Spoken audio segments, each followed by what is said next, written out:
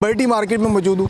यहाँ पे इस वक्त मैं आया हूँ, सुबह के 5 बज रहे हैं और यहाँ पे नौजवान और बाबा जी और इसके अलावा छोटे छोटे बच्चे मौजूद हैं। पाकिस्तान के नारे लगाते हुए भी नज़र आ रहे हैं। इंडिया ने जो हरकत की है रात को, बहुत ज़्यादा शर्मनाक हरकत की है।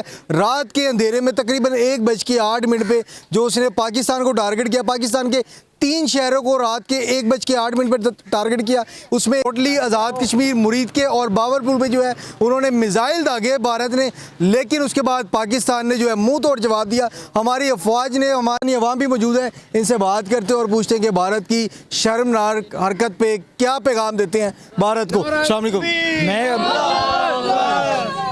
बिस्मिल्लाह। राजू जी कैसे हैं? ठीक ठाक इधर कर दी भारत ने, बहुत शर्मनाक हरकत की। इसने अपने पाँव में खुद कांटे चुभोए हैं। इंशाअल्लाह ताला हमारी कौम, हमारी फौज सबसे आगे होगी। हाँ मोदी मैं तुम्हें बताना चाहता हूँ, जंग छेड़ना तू पानिया दी, जंग छेड़ना तू पानिया दी। असा सभे हिसाब चुकावने ने। कश्मीर ते साडा माइक छड़ के बोलो। कश्मीर ते साडा, ताज महल ते लाल किला साडा। सानू 100 इन्हां निशानियां दी, सानू छेड़ के हुण पे नस दिओ।